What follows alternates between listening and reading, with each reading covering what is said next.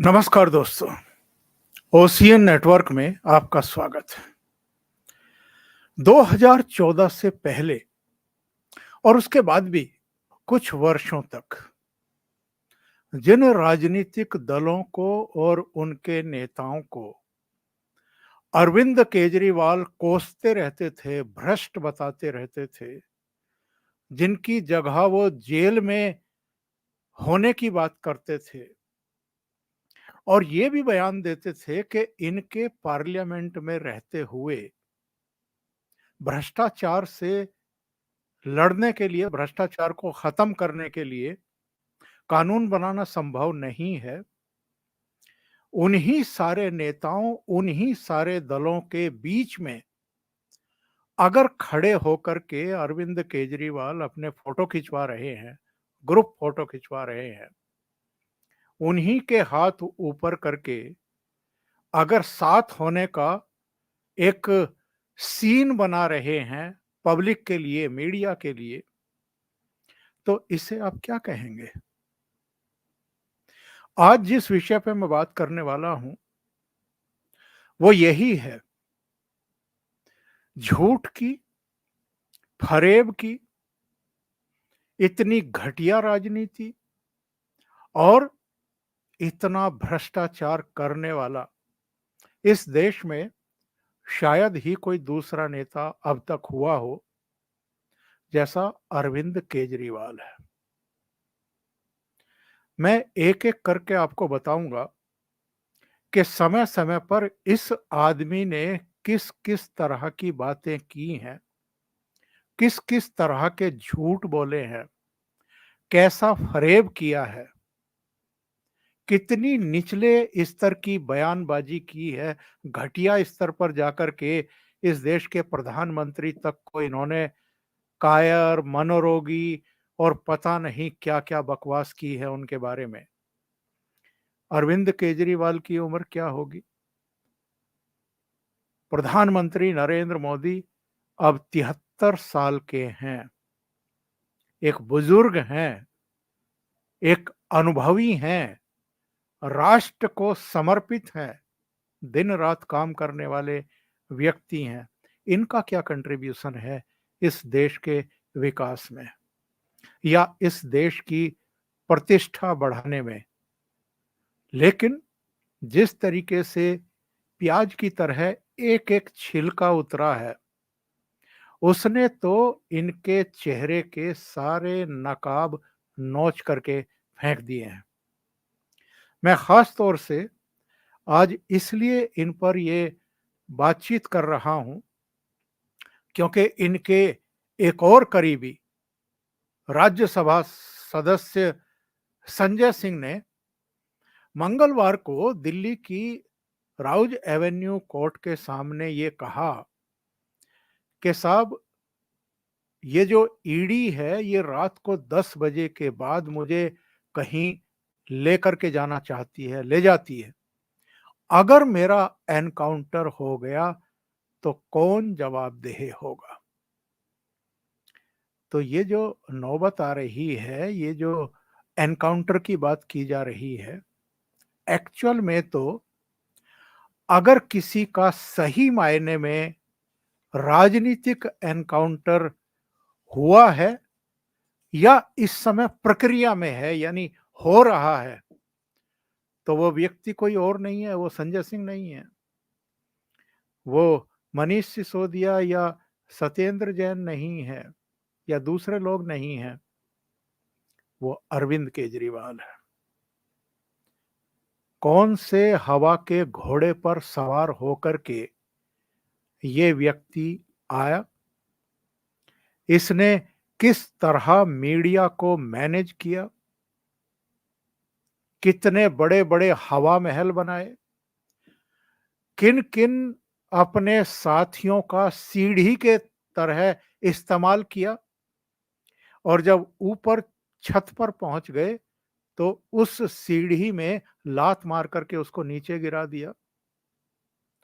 कैसे कैसे ख्वाब इन्होंने देखे और पूरे करने की जल्दबाजी में इन्होंने क्या क्या गलत हथकंडे अपनाए, इन्हीं के सारे वो संघर्ष के साथी बता चुके हैं, अभी भी बताते हैं। एक वीडियो सुनते हैं इनका, आपकी समझ में आएगा कि एक्चुअल में ये किस तरह के व्यक्ति हैं। भ्रष्टाचार से समझौते का सवाल ही नहीं उठता।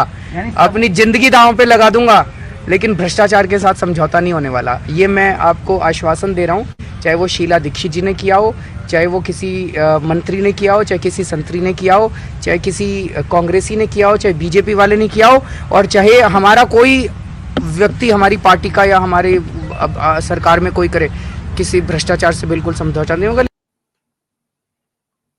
किसी भ्रष्टाचार से कतई समझौता नहीं हुआ हो, चाहे शीला दीक्षित ने किया हो, कांग्रेस वालों ने किया हो, किसी और पॉलिटिकल पार्टी के नेता ने किया हो, या हमारे ही दल के किसी मंत्री ने या नेता ने किया हो, भ्रष्टाचार बर्दाश्त नहीं किया जाएगा। जब सत्येंद्र जैन गिरफ्तार हुए तो आपने इनके बयान सुने होंगे। इतना ईमानदार और इतना बेहतरीन स्वास्थ्य मंत्री तो पूरी दुनिया में नहीं है। जब मनीष सिसोदिया को गिरफ्तार किया गया, ऐसा शिक्षा मंत्री, ऐसा क्रांतिकारी शिक्षा मंत्री तो पूरी दुनिया में नहीं है। हमने सबके कागज चेक कर लिए हैं और किसी ने कोई भ्रष्टाचार नहीं किया। हम तो कट्टर ईमानदार हैं जी, किसी के यहाँ से चवन्नी भी नहीं मिली है। पहले क्या कहते थे, चुनाव जीतने के लिए, पब्लिक को झांसे में लेने के लिए, इसी को फरेब कहते हैं। आपका चेहरा कुछ है, आप करते कुछ हैं, लोगों को किस तरीके से बेवकूफ बनाते हैं, उनको फ्री का करके झांसे में लीजिए, उनके वोट लीजिए और उसके बाद जो मनमानी आप कर सकते हैं जरा करिए। भ्रष्टाचार पर इन्होंने कई बार विधानसभा में भी इसी तरह के बयान दिए हैं, सुनिए जरा। गद्दारी का ऐलान कर देना चाहिए। जो भ्रष्टाचार करेगा उसे गद्दारी माना जाएगा। देश के साथ गद्दारी कर अगर आप भ्रष्टाचार कर रहे हैं तो आप देश के गद्दार हैं। कितनी फाइलें खुल चुकी हैं अरविंद केजरीवाल की भ्रष्टाचार से रिलेटेड, और सतर्कता विभाग में उन फाइलों का पुलिंदा है। अब तो कई मामलों की जांच सीबीआई कर रही है, इनके शीश महल की भी जांच अब सीबीआई कर रही है। इसके अलावा भी कई ऐसे मामले हैं जिनकी या तो सतर्कता विभाग जांच कर रहा है, सीबीआई कर रही है, ईडी कर रही है, इनकम टैक्स डिपार्टमेंट कर रहा है, जिसमें ये कभी अधिकारी हुआ करते थे अपनी पत्नी के साथ। क्या थे, क्या दावे किए थे और क्या निकले हैं, इसी को कहते हैं झूठ की, फरेब की और भ्रष्ट राजनीति, घटिया राजनीति। किस किस तरह के बयान इन्होंने नहीं दिए, किस किस तरह की महत्वाकांक्षाएं इन्होंने नहीं पाली। 2014 में याद है ना, वाराणसी में जाकर के प्रधानमंत्री पद के उम्मीदवार नरेंद्र मोदी के खिलाफ इन्होंने चुनाव में ताल ठोकी थी, हारे थे। और अकेले ये नहीं हारे थे, उस समय तो योगेंद्र यादव से लेकर के तमाम लोग इनके साथ थे। 434 लोकसभा सीटों पर कैंडिडेट उतारे थे, जिनमें से 417 की जमानत जब्त हो गई थी। पीएम पर टारगेट करते थे, सेना पर सवाल उठाते थे, एलजी से पंगा लेते थे। तीनों, नजीब जंग हो, अनिल बैजल हो या वीके सक्सेना हो, किसी भी एलजी को इन्होंने चैन से बैठने नहीं दिया। जो अधिकार इनके नहीं, इनकी सरकार के नहीं, उन अधिकारों को हड़पने के लिए इन्होंने सड़कों पर भी, मीडिया में भी, सुप्रीम कोर्ट से लेकर के हाई कोर्ट तक में भी हर तरह की लड़ाइयां, रोजाना झगड़े, रोजाना खबरों में, रोजाना सुर्खियों में। इस देश में 30 से ज्यादा मुख्यमंत्री हैं, लेकिन कोई इतना मीडिया उनको तवज्जो देता है, उनको कवरेज देता है जितना अरविंद केजरीवाल को। तो ये क्या जादू है? जादू है पैसे का। मीडिया हाउसेस को विज्ञापन दीजिए।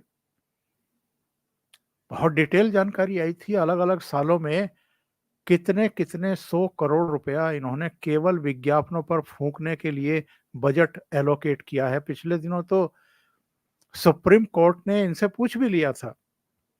ये जो रैपिड एक्स बन रही है दिल्ली से मेरठ तक, उसमें जो दिल्ली का हिस्सा है उसके लिए ये 450 करोड़ रुपया रिलीज नहीं कर रहे थे।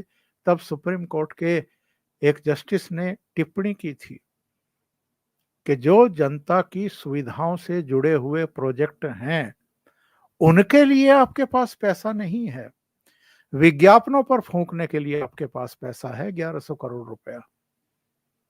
तो अरविंद केजरीवाल किस तरह की राजनीति करते रहे हैं, मीडिया को मैनेज करके किस तरह का तमाशा करते रहे हैं, कैसे सुर्खियां बटोरते रहे हैं, अपनी राजनीति चमकाने की कोशिश करते रहे दिल्ली के बाहर भी।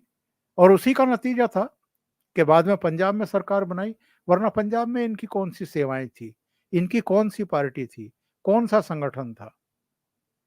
गुजरात में जाकर चुनाव लड़ गए, अलग अलग राज्यों में जाकर के चुनाव लड़ते हैं केवल इसलिए कि मीडिया की सुर्खियों में बने रहने की कला आती है और मीडिया भी इनकी ताल पर डांस करता है, क्योंकि ये उनको पुजापा चढ़ाते हैं विज्ञापनों के रूप में, राज्य सरकारों के विज्ञापनों के रूप में।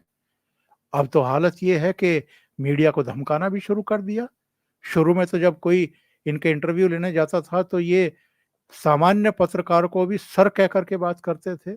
शुरू के इनके वीडियो इंटरव्यू के आप निकाल करके देख लीजिए। लेकिन अब तो दुस्साहस की पराकाष्ठा है। जिस टाइम्स नाउ नव भारत ने इनके शीश महल पर हुए खर्चे का भंडाफोड़ किया था कि 43-44 करोड़ रुपया खर्चा कर दिया इन्होंने रिनोवेशन के नाम पर, और बाद में सही फिगर आई कि ये 43-44 करोड़ नहीं है, ये है फिगर 54 करोड़ की। बाद में कांग्रेस ने तो कहा कि नहीं, ये तो 171 करोड़ का मामला है, क्योंकि वहां से कई अफसरों के घरों को भी ढहवा दिया गया था और फिर उनको कहीं दूसरी जगहों पर बसाया गया या फ्लैट आवंटित किए गए या घर आवंटित किए गए। लेकिन अब सीबीआई जांच कर रही है, पता लग जाएगा कि ये 54 करोड़ के का मामला है या 171 करोड़ का है। लेकिन उसके बाद पंजाब में जबकि रिपोर्टर का और उसके कैमरा पर्सन का कोई कसूर भी नहीं था, ड्राइवर भी कोई और था उनकी गाड़ी का, उनकी गाड़ी से कोई छोटा मोटा एक्सीडेंट हुआ और टाइम्स नाउ नव भारत की रिपोर्टर को इन्होंने गिरफ्तार करवा दिया, ताकि मीडिया में एक मैसेज चला जाए कि अगर मेरे खिलाफ आप लोग जबान खोलेंगे, अगर मेरे कच्चे चिट्ठे पब्लिक के सामने लेकर के आएंगे, तो मैं आपको उठा करके जेल में भी डलवा सकता हूं। मेरे पास अब पंजाब पुलिस है। कट्टर ईमानदार अपने आप को कहते रहे और एक एक करके इनके कई साथी अंदर जाते रहे। ये कैसे कट्टर ईमानदार हैं जो भ्रष्टाचार के आरोपों में अंदर जा रहे हैं?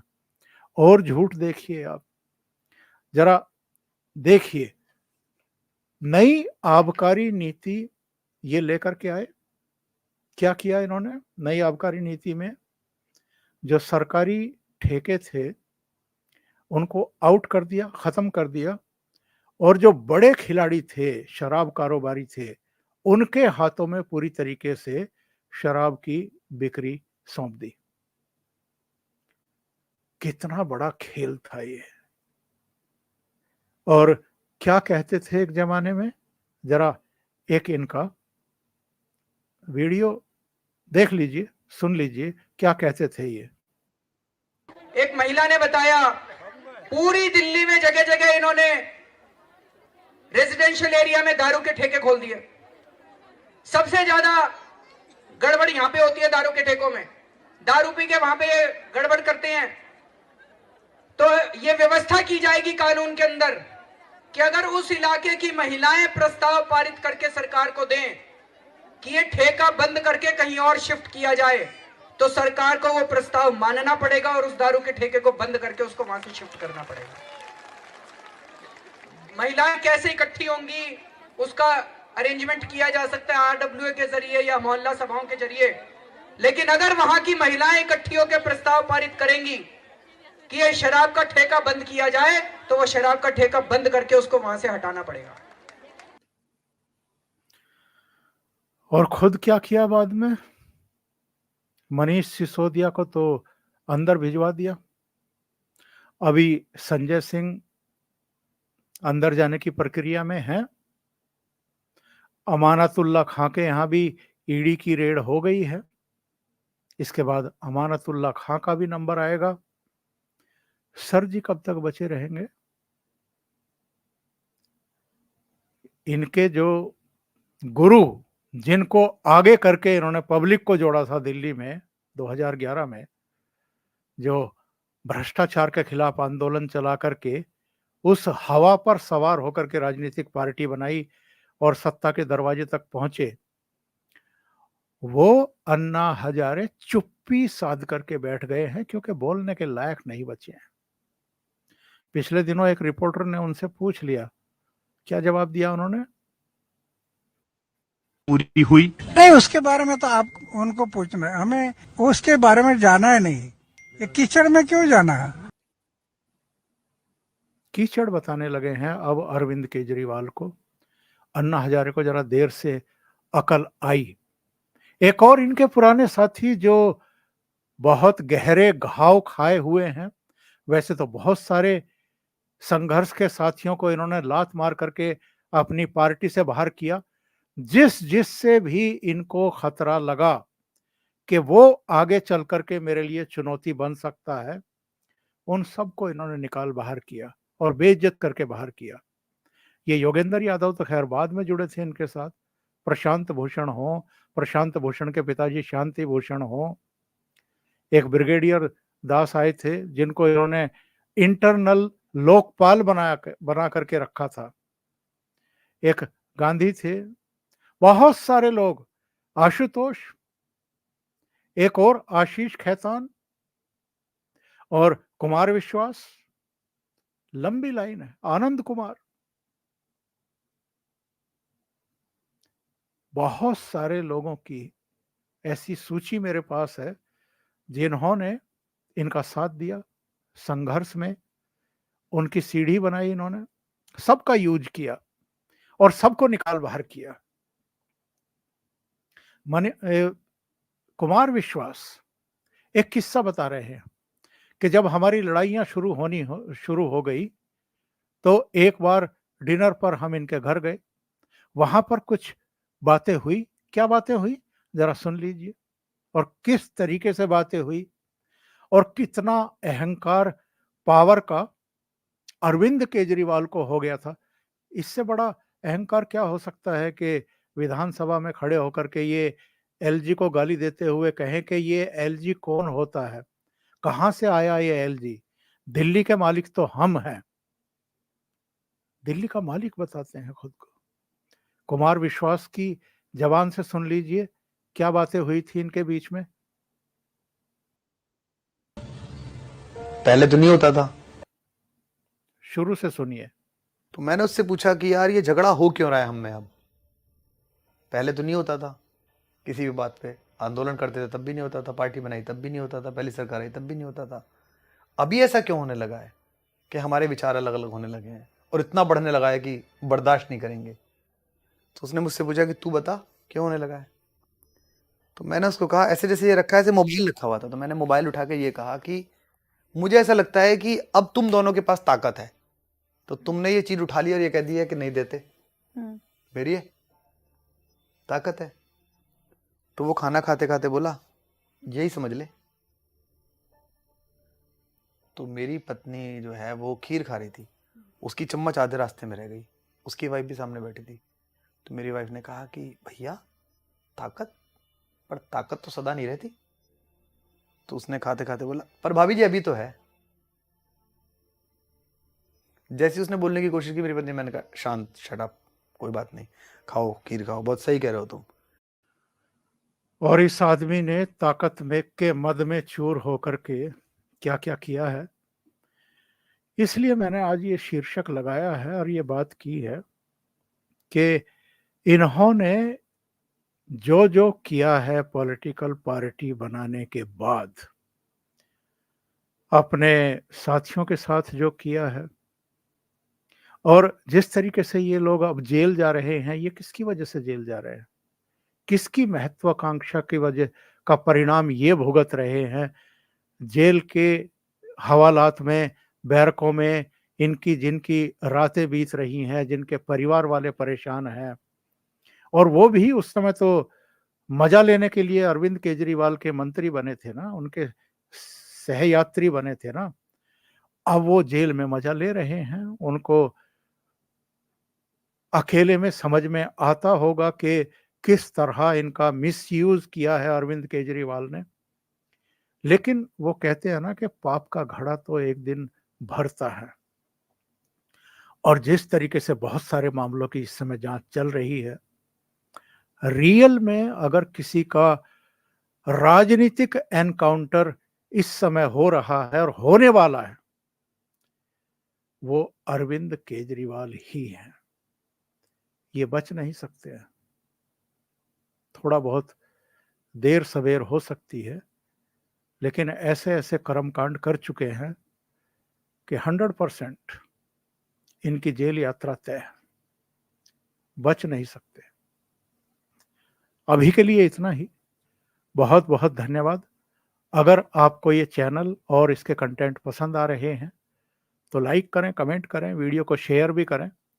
अभी तक अगर आपने ये चैनल सब्सक्राइब नहीं किया है तो सब्सक्राइब कर लें, और साथ में लगे बेल आइकॉन को दबाना ना भूलें, ताकि आगे आने वाले वीडियो और उनके नोटिफिकेशन आप तक पहुंचते रहें। बहुत बहुत धन्यवाद। नमस्कार।